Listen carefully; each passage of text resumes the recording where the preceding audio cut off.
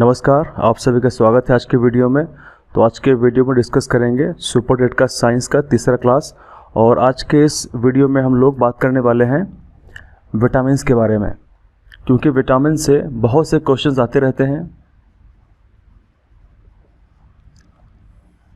जैसे कि आपके सामने क्वेश्चन लिखा हुआ है, 2018 का पूछा गया था। क्वेश्चन में कह रहा है कि उस विटामिन का नाम लिखिए जिसके आहार में कमी से स्कर्वी रोग हो जाता है। फिलहाल तो काफ़ी आसान से क्वेश्चन है, तो इस वीडियो में मैं ज़्यादा डिटेल में नहीं चर्चा करूँगा। जो इम्पोर्टेंट फैक्ट है, जो इम्पोर्टेंट इन्फॉर्मेशन है विटामिन्स के बारे में, उन्हीं को मैं डिस्कस करूँगा, ताकि वीडियो ज़्यादा लंबा ना हो पाए और हम संक्षेप में ही इम्पॉर्टेंट चीज़ों को समझ लें। तो स्टार्ट करते हैं। देखिए, सबसे पहली बात क्या है, विटामिन जो है वो एक डाइट का पार्ट है। इसका मतलब जो आहार होता है उसी से विटामिन्स को हम प्राप्त करते हैं। विटामिन्स जो होते हैं वो प्लांट्स प्रोड्यूस करते हैं। जितने विटामिन्स ज्ञात हैं वो सारे विटामिन्स प्लांट प्रोड्यूस करते हैं। कोई भी जो एनिमल है वो सारे विटामिन्स को प्रोड्यूस नहीं करता है। कुछ विटामिन्स ऐसे होते हैं जो इंसान उत्पन्न करता है। जैसे जब इंसान के स्किन के ऊपर अल्ट्रावायलेट किरणें आती हैं सनलाइट के द्वारा, तो विटामिन डी बनना शुरू हो जाता है। तो विटामिन डी हमारे स्किन में बनता है। उसी प्रकार अगर हम देखें, विटामिन के या फिर बी कॉम्प्लेक्स के कुछ विटामिन्स हैं जो हमारे आंतों में, इंटेस्टाइन में बनते हैं, लेकिन उनकी मात्रा इतनी नहीं होती है कि हम बाहर से ना लें और हमारा काम चल जाए। तो हमको बाहर से लेने पड़ेंगे ही पड़ेंगे। तो विटामिन्स को अगर देखें, विटामिन्स जो वर्ड है, विटामिन्स जो शब्द है, किसने दिया है? तो विटामिन जो शब्द है इसको दिया गया है किसके द्वारा? इसको दिया है कैज़िमर फंक द्वारा। इसको कैज़िमर फंक द्वारा दिया गया है। कई बार क्वेश्चन पूछा जाता है कि विटामिन किसने डिस्कवर किया है, तो वहाँ पर भी कैज़िमर फंक ऑप्शन में मिलता है। तो इसको हम याद रखेंगे, विटामिन जो शब्द है वो किसने दिया है? कैज़िमर फंक ने दिया है। विटामिन्स की अगर बात करें, विटामिन से हमको ऊर्जा प्राप्त नहीं होती है। मतलब ऐसा नहीं होगा कि विटामिन्स हम खा लें और हमको एनर्जी फील हो जाए, क्योंकि ऊर्जा के लिए कार्बोहाइड्रेट हमें चाहिए होंगे। अगर हमको इंस्टेंट यानी तुरंत ऊर्जा चाहिए तो हमको कार्बोहाइड्रेट खाने होंगे, और अगर हमको और ज़्यादा उससे ऊर्जा चाहिए तो हमको फिर वसा, फैट का इस्तेमाल करना होगा। और आमतौर में हम हमारे भोजन में वसा का पर्याप्त उपयोग करते ही रहते हैं, तो हमको ऊर्जा वसा से मिल जाती है। तो हमको विटामिन से ऊर्जा नहीं मिलती है। विटामिन्स फिर करते क्या है? विटामिन्स हमारे बॉडी में होने वाले जो मेटाबॉलिक एक्टिविटीज़ होती हैं, मतलब जो उपापचय की क्रियाएं होती हैं, उनमें भागीदारी करते हैं। विटामिन्स अत्यंत महत्वपूर्ण तत्व होते हैं, क्योंकि इनकी कमी से, हालांकि विटामिन्स बहुत ज़्यादा मात्रा में रिक्वायर्ड नहीं होते हैं, लेकिन फिर भी अगर कमी इनकी हो जाए तो बहुत सारे खतरनाक रोग हो सकते हैं। तो इसीलिए प्रत्येक इंसान को, प्रत्येक मनुष्य को विटामिन्स चाहिए, ताकि उसकी बॉडी नॉर्मल तरीके से कार्य करती रहे, फंक्शन करती रहे। तो अगर कमी हो जाएगी तो कुछ बीमारियां, कुछ रोग उत्पन्न हो जाएंगे, और ये रोग जो होंगे ये हमारी बॉडी में कुछ खतरनाक भी हो सकते हैं और कुछ नॉर्मल भी हो सकते हैं। तो इन्हीं को पूरा चर्चा करेंगे, इन्हीं के बारे में हम, कि कौन कौन से विटामिन की कमी से कौन कौन से डिजीज़, कौन कौन से रोग होते हैं, और किस विटामिन का क्या रासायनिक नाम है, केमिकल नेम है। तो स्टार्ट करते हैं विटामिन। विटामिन्स को देखें तो विटामिन्स दो प्रकार के होते हैं, यानी उनकी जो घुलनशीलता है उसके अकॉर्डिंग अगर हम डिस्कस करें तो विटामिन्स दो प्रकार के होंगे। कुछ विटामिन्स ऐसे होंगे जो हमारे बॉडी में लंबे समय के लिए स्टोर रहेंगे। तो विटामिन्स को अगर देखें तो विटामिन्स या तो फैट सॉल्युबल हो सकता है, यानी वसा में घुलनशील हो सकता है, या फिर विटामिन हो सकता है वाटर सॉल्युबल, यानी जल में घुलनशील विटामिन हो सकता है।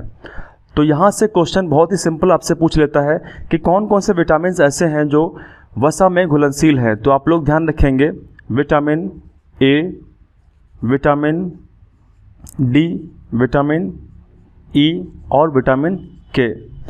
तो विटामिन ए, डी, ई, के आप लोग ध्यान रखेंगे। याद करने के लिए अगर ट्रिक की बात करें तो अगर हम इसको उल्टा पढ़ेंगे तो ये कीड़ा जैसा पढ़ेंगे, जैसे के ई डी ए, क्या पढ़ेंगे? कीड़ा। तो विटामिन जो वसा में घुलनशील है, तो हम कह सकते हैं शॉर्ट में कि जो कीड़ा है वो वसा में रहता है। यानी विटामिन जो वसा में सॉल्युबल है वो कौन कौन से हैं? KEDA या फिर ADEK। तो आप जैसे चाहें वैसे याद कर सकते हैं। और जो विटामिन बचे हुए हैं वो सॉल्युबल किस में हैं? वो सॉल्युबल हैं वाटर में। जैसे कौन कौन से बचे हुए हैं? विटामिन बी और विटामिन सी। तो विटामिन बी और सी कैसे हैं? ये वसा में घुलनशील हैं। अब आप लोग एक चीज़ जानते होंगे कि हमारे शरीर के अंदर जो वसा होता है वो हमारे ऊतकों में काफ़ी लंबे समय तक स्टोर रहता है। तो वो विटामिन्स जो हमारे बॉडी में वसा में घुलनशील होंगे वो लंबे समय तक स्टोर रहेंगे, संचित रहेंगे और उनकी कमी अक्सर नहीं पड़ेगी। लेकिन जो विटामिन्स हमारे जल में घुलनशील होंगे और हम पानी अधिकतम पीते रहते हैं और हमारी पूरी बॉडी ही लगभग 70% पानी है, तो इन विटामिन्स की कमी अक्सर पड़ती रहेगी। जो विटामिन्स किस में घुलनशील हैं? जो विटामिन्स जल में घुलनशील हैं, क्योंकि हमारे बॉडी से स्वेट के रूप में या यूरिन के द्वारा जल निकलता रहता है और हमको जल की आवश्यकता बहुत ज़्यादा पड़ती है। तो विटामिन्स ऐसे जो जल में घुलनशील हैं कमी ज़्यादा पड़ेगी और हमारे नर्वस सिस्टम के लिए बहुत ज़्यादा ये विटामिन्स इम्पॉर्टेंट होंगे। हमारे न्यूरॉन्स के लिए, नर्व सेल्स के लिए बहुत ज़्यादा इम्पॉर्टेंट होंगे। न्यूरॉन्स का मतलब होता है तंत्रिका कोशिकाएँ, क्योंकि ऐसे विटामिन्स जो बी कॉम्प्लेक्स हैं ये खासकर हमारे नर्वस सिस्टम के लिए बहुत ज़्यादा इंपॉर्टेंट होते हैं। और हम जानते हैं कि हमारा जो ब्रेन है वो उसमें लगभग 70 से 80% केवल पानी ही पाया जाता है। तो फिलहाल हम लोगों ने इसको दो तरीके से कैटेगराइज कर लिया है और अब हमको इनके बारे में बेसिक सी बातें समझनी है जहाँ से क्वेश्चंस आने की संभावना ज़्यादा है। तो आप लोग साथ साथ में नोट्स बनाते रहें इन विटामिन्स के बारे में। इसको रफ करके आगे डिस्कस करते हैं। विटामिन्स के बारे में महत्वपूर्ण जानकारी को डिस्कस करते हैं। तो सबसे पहले हम लोग बात करेंगे वो विटामिन्स जो फैट में सॉल्युबल हैं यानी वसा में घुलनशील हैं। तो सबसे पहले हम लोग डिस्कस करेंगे विटामिन ए के बारे में। विटामिन ए, और हम जानते हैं कि विटामिन ए का जो रासायनिक नाम है ये भी एग्जाम में आते हैं, तो आप लोग ज़रूर केमिकल नेम याद रखें कि विटामिन्स के कौन कौन से रासायनिक नाम हैं। तो विटामिन ए का जो केमिकल नेम है वो है रेटिनॉल। क्या है? रेटिनॉल है। आप लोग वीडियो देख रहे हैं और आप लोग ज़रूर बोलें, क्योंकि जितना बोलेंगे उतना ही दिमाग में याद होगा। बोलने से याद होता है, तो आप लोग इसको बोलें। विटामिन ए का केमिकल नेम क्या होगा? रेटिनॉल होगा। और ये कहाँ से मिलेगा? तो विटामिन ए हमको कहाँ से मिलेगा? गाजर से मिलेगा, आम से मिलेगा, और ख़ासकर ऐसे फ्रूट्स जिनका जो गुदा होगा वो ऑरेंज कलर का होता है, वहाँ से हमको विटामिन ए अक्सर मिल जाता है। अंडे से मिलेगा विटामिन ए, दूध से मिलेगा, और दूध वाले जितने भी उत्पाद हैं वहाँ से विटामिन ए हमको अच्छी मात्रा में मिलेगा। तो इस तरीके से, और फिश है, तो इस प्रकार से जो सोर्सेस हैं वहाँ से विटामिन ए हमको मिलता रहेगा। अगर आपसे पूछे कि विटामिन ए कहाँ संचित रहता है अधिक मात्रा में, तो आप लोग याद रखेंगे विटामिन ए जो है वो हमारे लीवर में सबसे अधिक मात्रा में संचित रहता है। तो जो लोग, लिवर का मतलब होता है कलेजी, जो लोग नॉनवेज होंगे वो जानते होंगे कलेजी, तो कलेजी में विटामिन ए अच्छी मात्रा में संचित रहता है। उसके अलावा अगर देखें तो कुछ फिश ऑयल हैं, मछली के तेल हैं, मछली से तेल उत्पन्न होता है, प्राप्त किया जाता है, उनके अंदर विटामिन ए भी अच्छी मात्रा में मिल जाता है। अब बात करते हैं कमी से क्या होगा। तो आप लोग ध्यान रखेंगे कि जो विटामिन ए है उसका केमिकल नेम रेटिनॉल है, और इसकी कमी से क्या होगा, यानी इसकी जो डेफिशिएंसी है, कमी से क्या होगा। तो सबसे पहला होगा नाइट ब्लाइंडनेस। नाइट ब्लाइंडनेस, इसको हम लोग कहते हैं रतौंधी। रतौंधी का मतलब क्या होता है? जैसे जैसे लाइट डिम होगी, यानी अभी बिल्कुल उजाला है बाहर, जैसे जैसे उजाला कम होगा वैसे वैसे उसको दिखाई देना थोड़ा सा डिम होना शुरू हो जाएगा, और जब प्रॉपर तरीके से अंधेरा हो जाएगा तो बिल्कुल दिखाई नहीं पड़ेगा। ये समस्या कैसे होगी? विटामिन ए की कमी से होगी। लेकिन अगर उसको विटामिन ए मिल जाए तो ये समस्या दूर हो जाएगी आसानी से। ठीक है। नंबर टू आप लोग ध्यान रखेंगे ज़ीरोफ्थैल्मिया।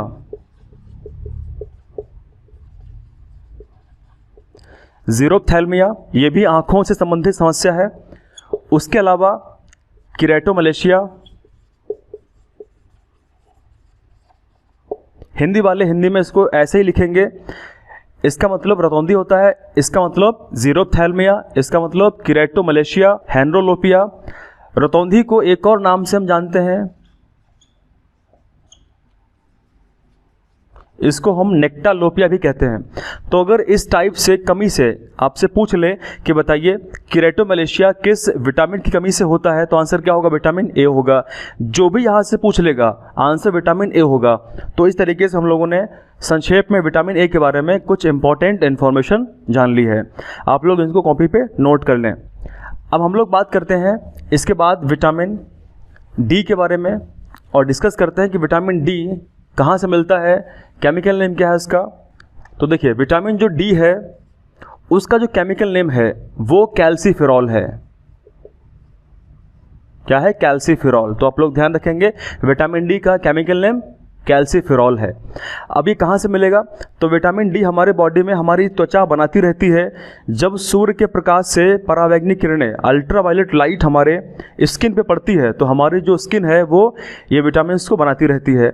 दूसरी बात, इसीलिए कमी इसकी ज़्यादातर नहीं होती है। दूसरी बात, ये जो विटामिन है ये हमको अंडे से भी प्राप्त होता है। उसके अलावा अगर देखें तो जो समुद्र में रहने वाली जो मछलियां हैं तो उनके जो तेल है, खासकर कॉड लिवर जो ऑयल है, उससे ये विटामिन अच्छी मात्रा में प्राप्त हो जाता है।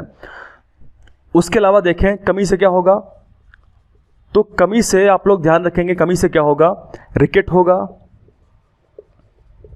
और ऑस्टियोमलेशिया। तो ये दो बीमारियां होंगी। कौन कौन सी? रिकेट और ऑस्टियोमलेशिया। रिकेट की अगर बात करें तो रिकेट किस में होगा? ये बच्चों में होगा। और ये किस में होगा? ये वयस्क में होगा, हम लोगों में होगा। दिक्कत क्या होगी इसमें? दिक्कत इसमें ये होगी कि जो रिकेट है और जो ऑस्टियोमलेशिया है इसमें जो हड्डियां हैं, जो बोन्स हैं, वो सॉफ्ट यानी मुलायम हो जाती हैं। तो अगर हल्की सी चोट लग गई तो वो क्रैक हो सकती है, टूट सकती हैं। और ख़ासकर अगर देखें बच्चों में, क्योंकि छोटे बच्चों में अगर कैल्शियम या फास्फोरस बॉडी में स्टोर नहीं होगा तो हड्डियां कमज़ोर हो जाएंगी और पैर जो हैं वो बेंड हो जाएंगे। तो छोटे बच्चों में अक्सर ऐसे इस तरीके से देखा जाता है, जो उनके पैर हैं वो कुछ इस तरीके से ऐसे हो गए, मतलब जो पैर हैं वो बेंड हो गए हैं। ठीक है, तो इस तरीके से ये नोटिस किया जाता है। तो आप लोग ध्यान रखेंगे रिकेट और ऑस्टियोमलेशिया ये किसकी कमी से होंगी? तो विटामिन डी की कमी से ये रोग पाए जाएंगे, उत्पन्न होंगे। एक चीज़ आप लोग ध्यान रखेंगे, विटामिन जो डी है वो हमारे शरीर में अत्यंत इम्पॉर्टेंट है। क्यों इम्पॉर्टेंट है? क्योंकि जो भी हम दूध से या जो भी हम खाद्य पदार्थों से कैल्शियम और फास्फोरस लेंगे वो हमारी बॉडी में एब्जॉर्ब नहीं होगा। कब तक? जब तक विटामिन डी बॉडी में नहीं है। विटामिन डी अगर बॉडी में होगा तो कैल्शियम फास्फोरस हमारी बॉडी में एब्जॉर्ब होगा, हड्डियों में पहुंचेगा, हड्डियां स्ट्रांग बनेंगी। इतना आप लोग ध्यान रखेंगे। तो अगर आपसे क्वेश्चन पूछे कि कौन सा ऐसा विटामिन है जो कैल्शियम और फास्फोरस के अवशोषण के लिए अत्यंत महत्वपूर्ण है, तो आप लोग विटामिन डी को करके आएंगे। उसके बाद हम लोग बात करते हैं नंबर 3 पे विटामिन ई के बारे में। ई का अगर केमिकल नेम पूछे आपसे तो आप लोग टोकोफेरॉल क्या करके आएंगे? टोकोफेरॉल करके आएंगे। टोकोफेरॉल कहाँ से मिलता है? हरी सब्जियां हैं वहाँ से मिल जाता है। आमंड ऑयल, बादाम का तेल है या फिर जो खाने वाले तेल हैं वहाँ से ये प्राप्त हो जाता है। मीट वगैरह से प्राप्त हो जाता है। तो कमी इसकी अक्सर नहीं होती है। मैंने आपसे पहले ही कहा था कि ऐसे विटामिन जो वसा में घुलनशील हैं कमी उनकी ज़्यादातर नहीं होती है क्योंकि बॉडी में स्टोर रहते हैं लंबे समय तक। लेकिन फिर भी अगर इस विटामिन की कमी हो जाए, डेफिशिएंसी हो जाए, तो क्या दिक्कत होगी? तो फिर नपुंसकता हो जाएगा, यानी इनफर्टिलिटी हो जाएगा, नपुंसकता हो जाएगा। यानी जो मेल होगा, पुरुष होगा, वो कभी पिता नहीं बन पाएगा क्योंकि उसका स्पर्म काउंट और स्पर्म का जो क्षमता होगी वो घट जाएगी। और जो महिला होगी उसको बांझपन हो जाएगा। तो दोनों को, यानी पुरुष और महिला को, दोनों को ये विटामिन प्रभावित करता है, लेकिन कमी बहुत कम होती है। तो आप लोग इसको ध्यान रखेंगे, क्या करता है? नपुंसकता उत्पन्न कर देता है। उसके बाद अब हम लोग बात करते हैं विटामिन के के बारे में। लेकिन के से पहले विटामिन ई के बारे में एक और बात जान लेते हैं। विटामिन ई जो है वो एक प्रकार का एंटीऑक्सीडेंट विटामिन होता है। ठीक। दूसरा अगर हम लोग पॉइंट देखें, इसको एक और नाम से हम जानते हैं, इसको हम कहते हैं ब्यूटी। इसको हम ब्यूटी विटामिन भी कहते हैं, यानी जो सौंदर्य का विटामिन है इसको कहा जाता है। आप लोगों ने देखा होगा जो विटामिन ई के हरे हरे कैप्सूल्स आते हैं उनको फोड़ के बालों पे या फिर त्वचा पे लगाया जाता है ताकि स्किन सॉफ्ट रहे, स्किन मुलायम रहे और हेयर फॉल ना हो पाए। कई तो ऐसे लोग हैं गांव में जो हमारा जो तेल होंगे नॉर्मल जो हेयर ऑयल होते हैं बालों में लगाने वाले तेल, उसमें भी वो लोग मिक्स करते हैं ताकि हेयर फॉल रुक जाए। तो ऐसा देखा गया है कि ये समस्या जो है रुक जाती है। अब हम लोग इसके बाद बात करते हैं विटामिन के बारे में। विटामिन के की अगर हम बात करें, विटामिन के जो है वो क्या करता है, तो आप लोग ध्यान रखेंगे विटामिन के इसका जो केमिकल नेम, जो इसका रासायनिक नाम होगा वो फाइलोक्विनोन होगा, या फिर कहीं आपको लिखा मिल सकता है नैप्थोक्विनोन। कि विटामिन जो के है इसका सोर्स क्या है, स्रोत क्या है, ये हमको खासकर हरी पत्तेदार सब्जियों से मिल जाता है, जैसे पालक है या पत्ता गोभी है या इस प्रकार के जो भी सब्जियां जो पत्ते वाली सब्जियां हैं हरी, वहाँ से मिल जाता है। और कमी से क्या होगा, ये किसके लिए इम्पॉर्टेंट विटामिन कहलाता है, तो आप लोग ध्यान रखेंगे कि कमी से क्या होगा, कमी से रुधिर का जो थक्का नहीं बनेगा, यानी जो चोट लगेगी तो ब्लड क्लॉट नहीं होगा, लगातार बहता रहेगा। तो इसीलिए क्लॉटिंग के लिए ये विटामिन बहुत ज़्यादा इम्पॉर्टेंट है। अब हम लोग बात करते हैं विटामिन ऐसे जो जल में घुलनशील हैं, उनके बारे में चर्चा करते डिस्कस करते हैं।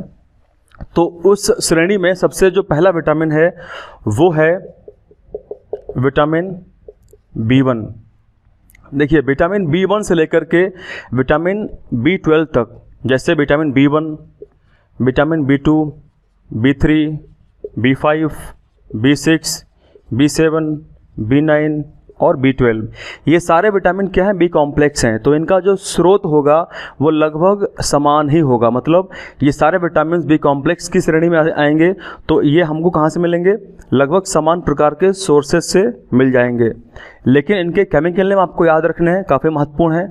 तो विटामिन B1 का जो केमिकल नेम वो क्या है, थायमिन। B2 का क्या है, राइबोफ्लेविन। B3 का क्या है, नियासिन या फिर निकोटिनिक एसिड। B5 का क्या है, पेंटोथेनिक एसिड यानी पेंटोथेनिक अम्ल। B6 का क्या है, पायरिडॉक्सिन। B7 का क्या है, बायोटिन। क्या है, बायोटिन।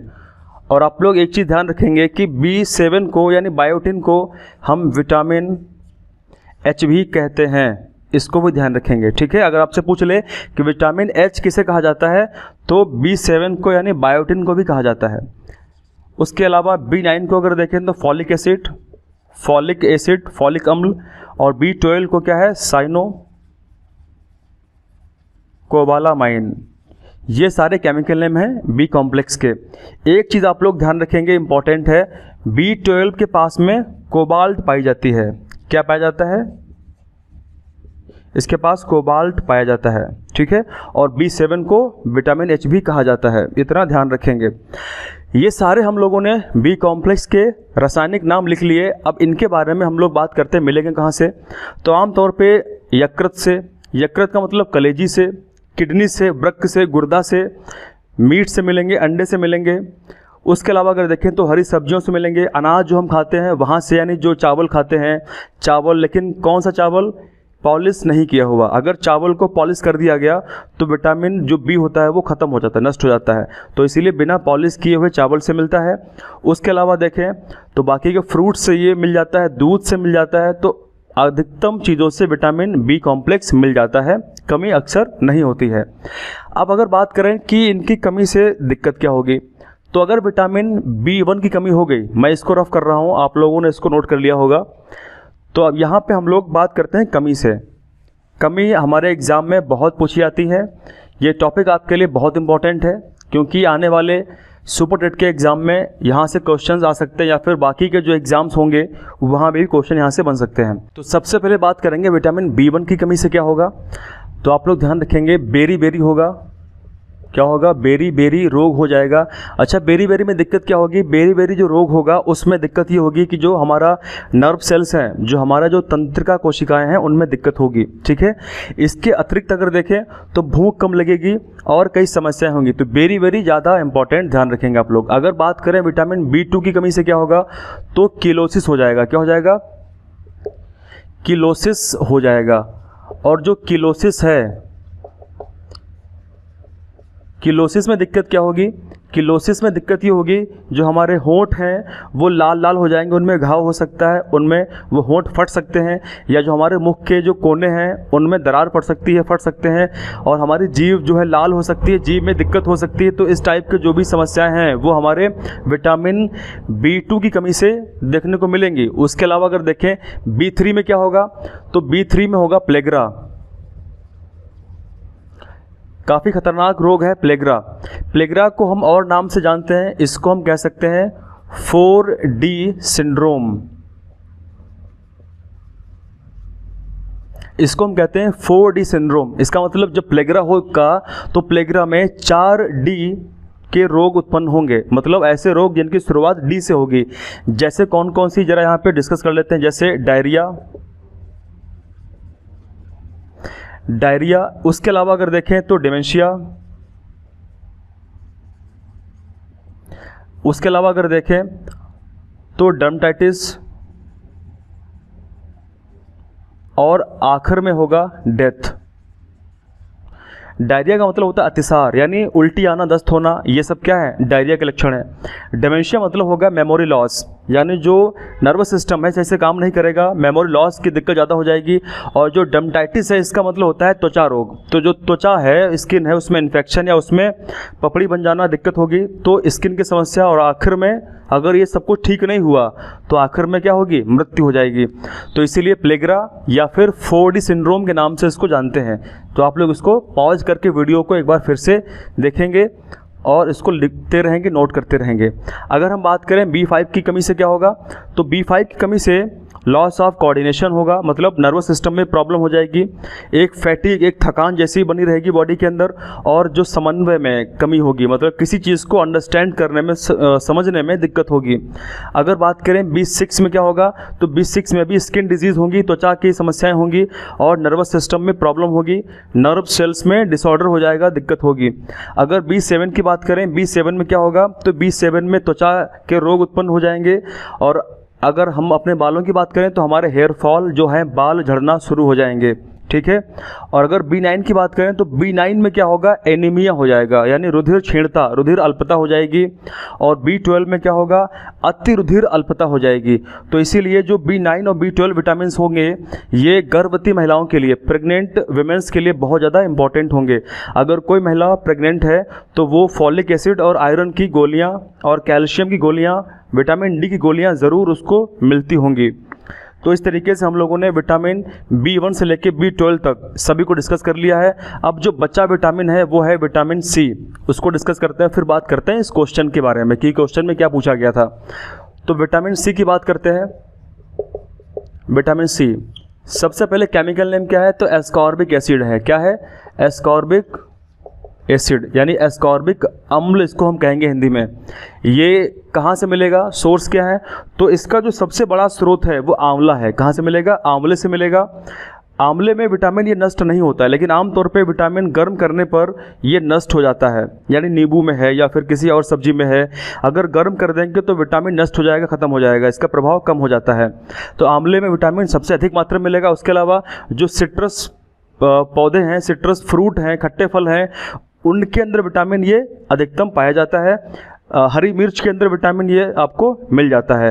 अब ये कमी से क्या उत्पन्न करेगा, अगर कमी इसकी हो गई तो कमी से रोग उत्पन्न करता है स्कर्वी। क्या रोग उत्पन्न करता है, स्कर्वी रोग उत्पन्न करता है। और इस क्वेश्चन में जो पूछा गया था सुपर टेट में 18 में, क्या पूछा गया है कि name the vitamin whose deficiency in the diet result scurvy. तो आंसर क्या होगा इसका आंसर होगा विटामिन C। तो विटामिन सी की कमी से क्या होगा, स्कर्वी रोग हो जाएगा। अगर थोड़ी सी बात करें स्कर्वी में दिक्कत क्या होगी, तो स्कर्वी में जो हमारे मसूड़े हैं वो सूज जाएंगे, मसूड़ों से खून भी निकलेगा, और ऐसा अगर लंबे समय तक रहा तो दांत जो हमारे हैं सारे झड़ जाएंगे, दांत सारे गिर जाएंगे। दूसरा अगर देखें विटामिन सी किसके लिए इंपॉर्टेंट है, विटामिन सी अगर हमारी बॉडी में नहीं होगा तो घाव जल्दी नहीं भरेगा। दूसरा अगर देखें विटामिन सी अगर बॉडी में कम है तो हमारे बॉडी में जो इम्यून सिस्टम है वो थोड़ा सा कमज़ोर रहेगा और आपको बार बार जुकाम भी होता रहेगा। तो विटामिन सी अत्यंत इम्पॉर्टेंट है सही तरीके से, प्रॉपर तरीके से बॉडी को चलाने के लिए। तो आज के इस वीडियो में हम लोगों ने विटामिन के बारे में काफ़ी इंपॉर्टेंट इन्फॉर्मेशन शेयर मैंने आपसे करी है, और मैं उम्मीद करता हूं कि आपको आज का वीडियो अच्छा लगा होगा। और आने वाले वीडियोज़ में धीरे धीरे करके हम सारे टॉपिक्स को कंप्लीट कर लेंगे जो टॉपिक्स आपके सुपर टेट के लिए अत्यंत उपयोगी हैं। तो thanks for watching, thank you very much, जय हिंद, जय भारत।